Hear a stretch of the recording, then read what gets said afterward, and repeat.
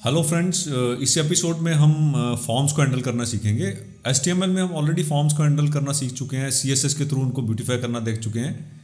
अब बात आती है कि फॉर्म में जो भी कंटेंट हम पुट इन करते हैं उस कंटेंट का कोई ना कोई पर्पस रहता है ऑब्वियसली, और जावास्क्रिप्ट के थ्रू हम कंटेंट को यूज़ करके उसके ऊपर कैलकुलेशंस कर सकते हैं, उस कंटेंट को हम कंपेयर कर सकते हैं और उसके बेस पे हम बैकएंड पे जब हम डाटाबेसेस के बारे में सीखेंगे तो हम कैसे कंटेंट को बैकएंड पे सेव कर सकते हैं। तो इसके लिए ज़रूरी है कि हम ये सीखें कि फॉर्म के जो एलिमेंट्स हैं उनको हम किस तरीके से जावास्क्रिप्ट के थ्रू हम टैप कर सकते हैं, किस तरीके से जावास्क्रिप्ट के थ्रू उनको रेफर कर सकते हैं।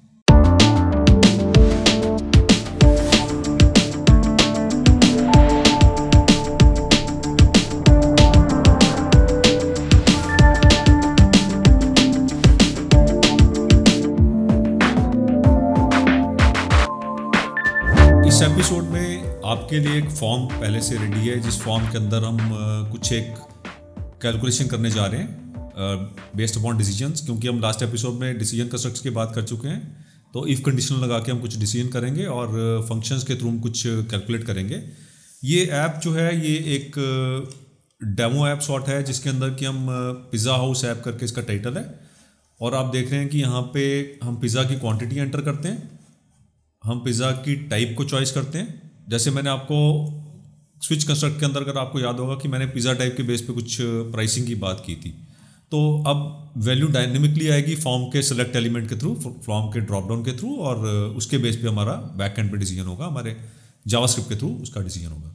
So what kind of pizza यहाँ पे चॉइस है, वेयर डू यू लिव का चॉइस है यहाँ पे, डिफरेंट एरियाज़ का, और is it your birthday yes या नो का चॉइस है, और place N order. So place N order button पे जब मैं यहाँ पे क्लिक करता हूँ तो मेरा जावास्क्रिप्ट का कोड कॉल होता है, जिस कोड के थ्रू मेरी यहाँ पे डिलीवरी कॉस्ट कैलकुलेट होकर डिस्प्ले होती है और मेरी टोटल जो वैल्यू है पिज़्ज़ा की वो यहाँ पे डिस्प्ले होती है। तो प्रोग्राम में जाके मैं देखता हूँ कि ये कैसे फंक्शनलिटी हमने क्रिएट की, कैसे जावास्क्रिप्ट के थ्रू हमने फॉर्म के एलिमेंट्स का वैल्यू रीड किया और वैल्यू के बेस पे हमने ये पिज़्ज़ा की डिलीवरी कॉस्ट और पिज़्ज़ा की टोटल कॉस्ट को कैलकुलेट हमने किया। तो विजुअल स्टूडियो कोड में हम चल के फॉर्म के एलिमेंट्स को स्टडी करते हैं। मेरा फोकस इस पर्टिकुलर एपिसोड में CSS नहीं है, उसके लिए मैं आपको ऑलरेडी CSS ट्यूटोरियल्स बना चुका हूँ, आप उस पर रेफर कर सकते हैं।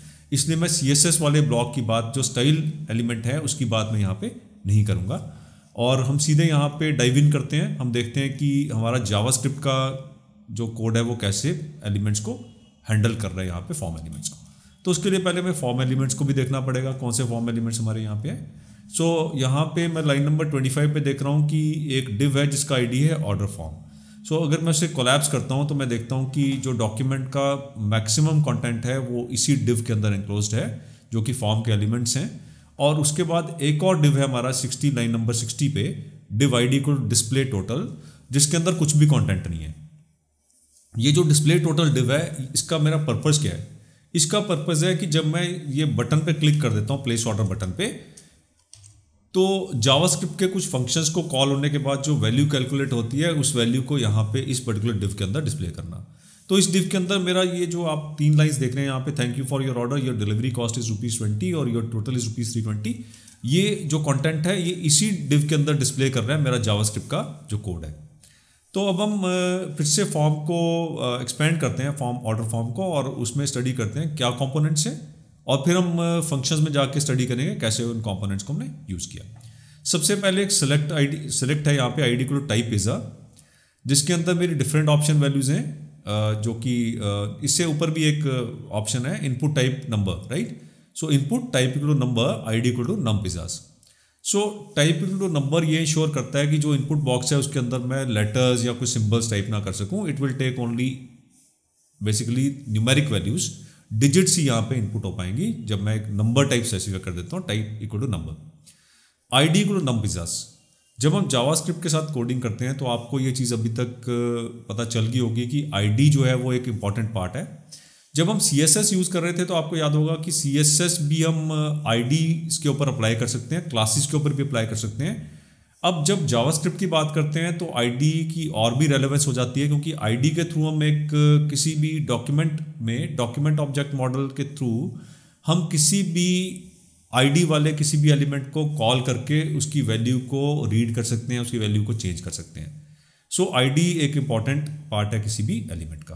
तो type equal to number, ID equal to num pizzas.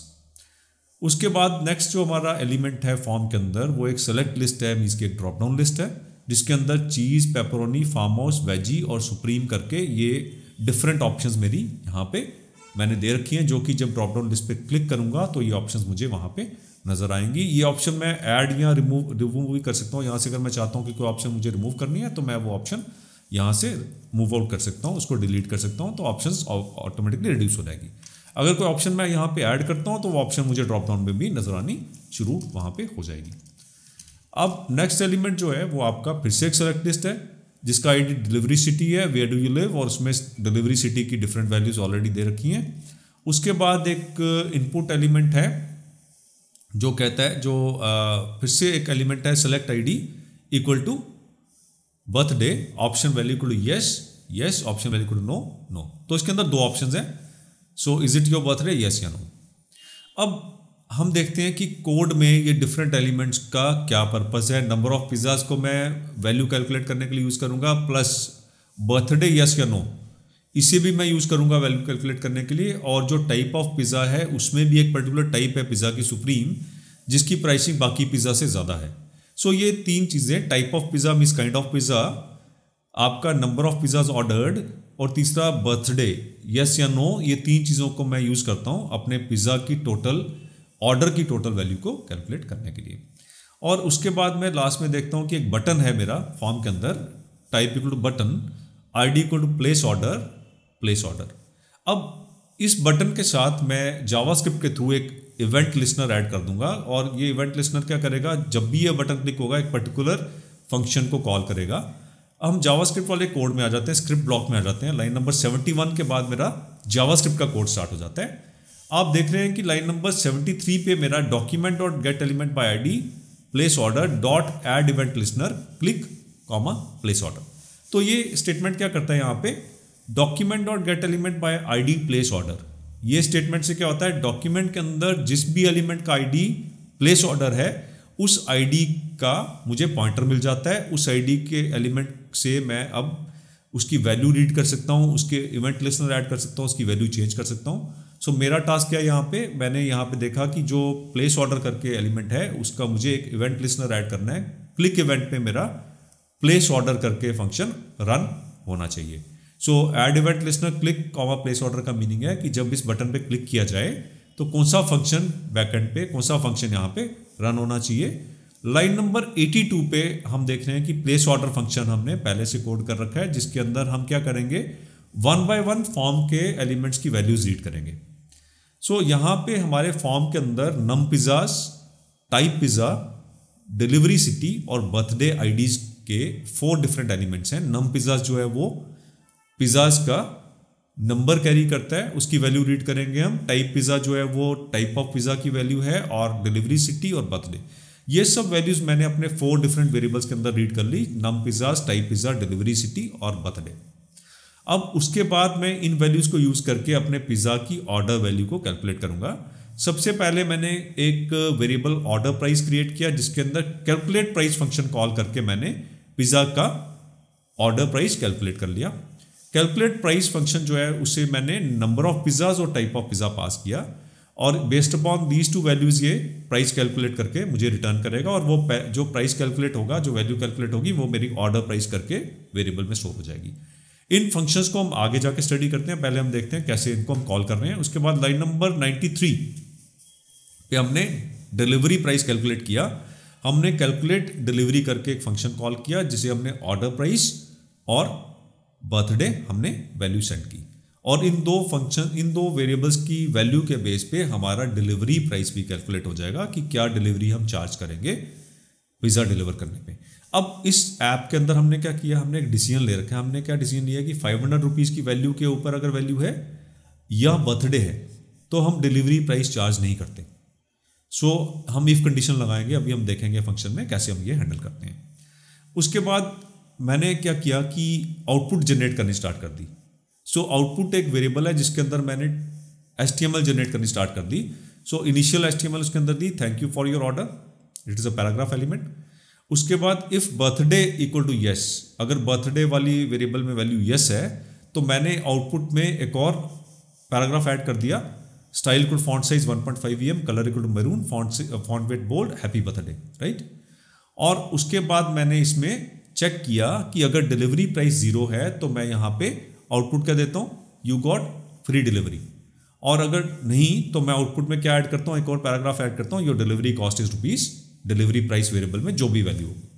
उसके बाद एक और लाइन मैं आउटपुट में ऐड करता हूँ, your total is rupees order price plus delivery price. तो अगर टोटल जो ऑर्डर प्राइस है वो 300 रुपीज़ है, डिलीवरी प्राइस 20 है, तो यहाँ पे आ जाएगा योर टोटल इज रुपीज़ 320। और लास्ट में हम क्या करते हैं कि document dot get element by ID display total dot inner HTML equal to the output. तो जो आपका डिस्प्ले टोटल वाले आईडी वाला जो डिव है उसके अंदर हमारा ये कंटेंट पूरा का पूरा डिस्प्ले हो जाएगा, जो कंटेंट हमने द आउटपुट करके वेरिएबल में एचटीएमएल कंटेंट हमने जनरेट किया। अब हम बात करते हैं कि कैलकुलेट प्राइस और डिलीवरी प्राइस जो फंक्शंस हैं ये कैसे, कैलकुलेट डिलीवरी प्राइस फंक्शंस कैसे वर्क करते हैं। सो कैलकुलेट प्राइस फंक्शन जब कॉल होता है इसे 2 वेरिएबल्स मिलते हैं, नम पिज़्ज़ाज और type pizza. So number of pizzas को ये मल्टीप्लाई करता है 150 से, मीन्स हमारे इस प्रोग्राम में जो है हमने एक बेस वैल्यू लेके चले पिज़्ज़ा की, दैट इज़ 150 रुपीज़। तो 150 into the number of pizzas, अगर 2 पिज़्ज़ाज ऑर्डर किए तो 300 रुपीज़ वैल्यू इसकी हो जाएगी। उसके बाद हमने किया कि अगर टाइप ऑफ पिज़्ज़ा सुप्रीम है, अगर हमने 2 के 2 पिज़्ज़ा जो है सुप्रीम टाइप के वो आपके ऑर्डर किए तो सुप्रीम पिज़्ज़ा का जो एक्स्ट्रा चार्ज है वो ₹50 है। So number of pizzas into 50। सो यहाँ पे अगर 2 हमने सुप्रीम पिज़्ज़ा ऑर्डर किए तो 2 इंटू 50 100 रुपीज़ जो है वो आपका एक्स्ट्रा चार्ज हो जाएगा। और एक्स्ट्रा चार्ज को हम ऑर्डर प्राइस में ऐड अप कर देते हैं। अगर आप लाइन नंबर 128 देखते हैं तो order price plus equal to extra charge का मीनिंग है कि order price equal to order price plus extra charge. So अगर पहले ऑर्डर प्राइस में 300 रुपीज़ है और एक्स्ट्रा चार्ज हमारा 100 रुपीज़ है तो ऑर्डर प्राइस फाइनली 400 रुपीज़ यहाँ पे हो जाएगा। एक और मैं आपको चीज़ यहाँ पे बताना चाहूँगा, आप देख रहे हैं कि लाइन नंबर 120 और लाइन नंबर 125 पे नंबर नम पिज़्ज़ास ये आप देख रहे हैं। सो इसका पर्पस क्या है कि जब हम HTML एलिमेंट से कोई वैल्यू रीड करते हैं, जैसे मान लो हमने टेक्स्ट बॉक्स नम पिज़्ज़ा से वैल्यू रीड की तो वो स्ट्रिंग फॉर्मेट में होती है। सो जब जावास्क्रिप्ट में आपको स्ट्रिंग फॉर्मेट में एक न्यूमेरिक वैल्यू मिलती है और आपको बाद में उस पर अरिथमेटिक ऑपरेशन करने हैं, जैसे मैं यहाँ मल्टीप्लाई बाय 150 कर रहा हूँ नम पिज़्ज़ास को, तो यहाँ पे एरर क्रॉप अप हो जाएगा, ये प्रॉपर मल्टीप्लिकेशन नहीं होगी, तो नॉट अ नंबर करके एरर आ सकता है। तो इसको अवॉइड करने के लिए हमें क्या करना है कि जो स्ट्रिंग वैल्यू है चाहे वो डिजिट में है, हमें स्ट्रिंग वैल्यू को कन्वर्ट करना है, हमें स्ट्रिंग वैल्यू को नंबर फंक्शन के थ्रू न्यूमेरिक में कन्वर्ट करना है और फिर उसके ऊपर अरिथमेटिक ऑपरेशंस हम कर सकते हैं। इसी तरह से जब आप देखेंगे कैलकुलेट डिलीवरी फंक्शन में हम ऑर्डर प्राइस और बर्थडे के बेस पे हम एक डिसीजन लेते हैं कि डिलीवरी वैल्यू हमें चार्ज करनी है या नहीं करनी है, राइट। सो ऑर्डर प्राइस और birthday, so delivery price initially 0 है और ऑर्डर प्राइस की वैल्यू अगर ग्रेटर देन 500 है और ये आपका लॉजिकल ऑपरेटर है और birthday equal to yes. So if order price is greater than 500 और birthday equal to yes, then delivery price equal to 0 means we won't be charging any delivery cost, else delivery price equal to 20, return delivery price. So इन दो condition में delivery price 0 हो जाएगा अगर birthday है या वो ऑर्डर प्राइस हमने 500 से ऊपर का पिज़्ज़ा ऑर्डर किया। अब इसको हम रन करके देखते हैं। सो यहाँ पे मैं 2 पिज़्ज़ाज ऑर्डर करने वाला हूँ, नॉर्मल पिज़्ज़ा चीज़ या कोई भी सुप्रीम को छोड़ के, और बर्थडे मैं नो करने वाला हूँ, प्लेस ऑर्डर करता हूँ। सो आप देखेंगे 150 इंटू 2 300 प्लस डिलीवरी कॉस्ट 20 320। अब यही मैं सुप्रीम पिज़्ज़ा पे चले जाता हूँ। सो हमें पता है कि सुप्रीम पिज़्ज़ा के लिए 50 रुपीज़ एक्स्ट्रा चार्ज है, तो आपका 400 रुपीज़ प्लस 20 420 रुपीज़ वैल्यू आनी चाहिए, जो कि आ रही है। अब मैं क्या करता हूँ, बर्थडे यस कर देता हूँ। अब मेरा 400 rupees total cost of order है और एज पर बर्थडे यस है, तो क्या होना चाहिए, डिलीवरी कॉस्ट निल होनी चाहिए, right, you got free delivery. और प्लेस ऑर्डर करूँगा तो एक बर्थडे का मैसेज आएगा, you got free delivery, right. Birthday no कर देता हूँ और ऑर्डर वैल्यू को 500 से ऊपर ले जाता हूँ। 3 सुप्रीम पिज़्ज़ा ऑर्डर कर रहा हूँ मैं 600 के, ऑर्डर वैल्यू जो है ग्रेटर देन 500 है, तो डिलीवरी कॉस्ट कितनी होनी चाहिए, 0।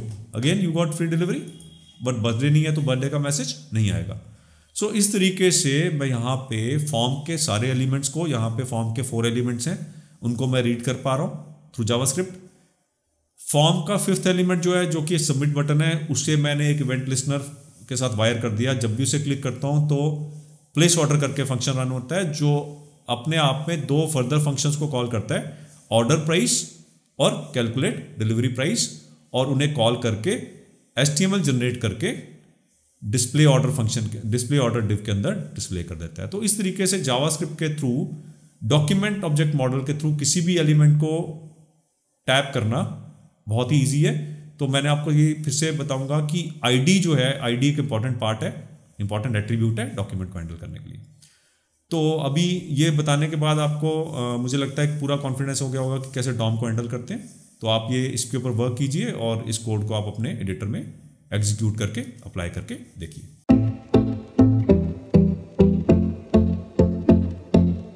मैंने अपने HTML ट्यूटोरियल में आपको फॉर्म के इनपुट एलिमेंट्स के ऊपर पूरा वर्क करके दिखाया कि कैसे चेक बॉक्सेस और रेडियो बटन्स भी हम यहाँ पे फॉर्म में यूज़ कर सकते हैं।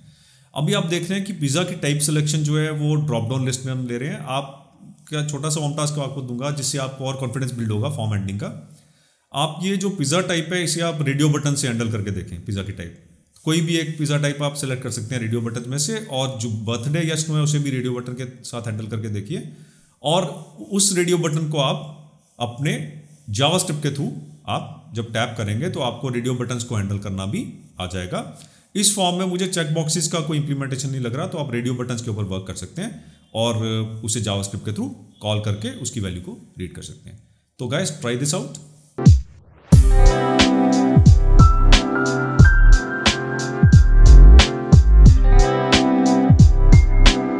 आपको ये वीडियो पसंद आया तो लाइक बटन हिट जरूर करें और चैनल को सब्सक्राइब करके बेल आइकन क्लिक करें ताकि फ्यूचर वीडियो अपडेट्स मिलते रहें। दोस्तों, मिलते हैं अगले एपिसोड में और जावास्क्रिप्ट जर्नी पे थोड़ा और आगे बढ़ते हैं।